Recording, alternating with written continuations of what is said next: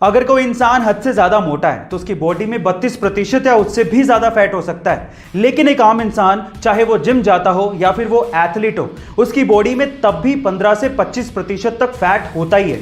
लेकिन इस दुनिया में एक बंदा ऐसा है जिसकी बॉडी में मात्र 3 से 4% ही फैट है। Oh my God.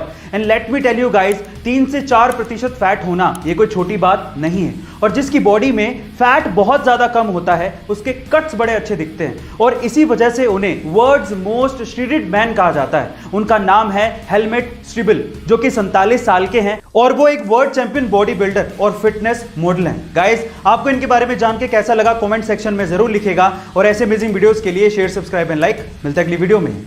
Dhirubhai Ambani ने आखिर इतना पैसा कमाया कैसे? वो इतने अमीर बने कैसे? क्या इसके पीछे की वजह जानते हैं? इसके पीछे की सबसे बड़ी वजह थी उनकी रिस्क टेकिंग कैपेबिलिटी, उनका रिस्क उठाना।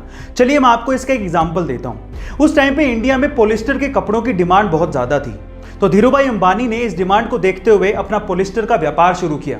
लेकिन ये डिमांड इतनी ज्यादा बढ़ गई थी कि धीरूभाई अंबानी को और माल की जरूरत थी, जिसके लिए पैसे चाहिए थे। लेकिन इतना सारा पैसा बैंक देने को तैयार ही नहीं था।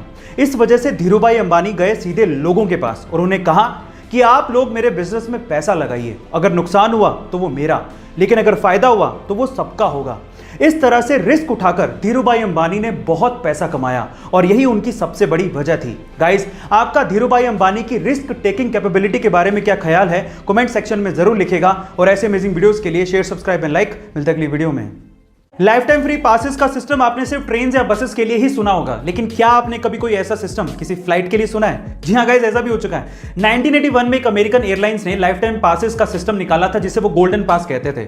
लेकिन हुआ कुछ यूं कि 1987 में एक बंदा था जिसका नाम था स्टीव रोथस्टेन। उसने ये पास $2.5 लाख देके खरीदा था, यानी कि लगभग 70 लाख रुपए। लेकिन उसके बाद उसने इसका खूब फायदा उठाया। तब से लेकर 2008 तक वो लगभग 10,000 बार फ्लाइट्स पे चढ़ा था। मैं आपसे सवाल पूछता हूं कि आप अभी तक कितनी बार फ्लाइट पे चढ़े हो? वो बंदा 2008 तक 10,000 बार फ्लाइट पे चढ़ चुका था और कंपनी ने एस्टिमेशन लगाया था कि 2008 तक कंपनी को लगभग 1.5 अरब रुपयों का नुकसान सिर्फ उस आदमी की वजह से हुआ था। उसके बाद 2008 में जैसे तैसे उन्होंने उसके पास को रद्द कर दिया और उसके बाद ऐसे पासेस कभी दिए ही नहीं। गाइस, क्या आपने भी कभी लाइफ टाइम पासेस का ऐसा फायदा उठाया है? कमेंट सेक्शन में जरूर लिखेगा और ऐसे अमेजिंग वीडियोस के लिए शेयर, सब्सक्राइब एंड लाइक। मिलते हैं अगली वीडियो में।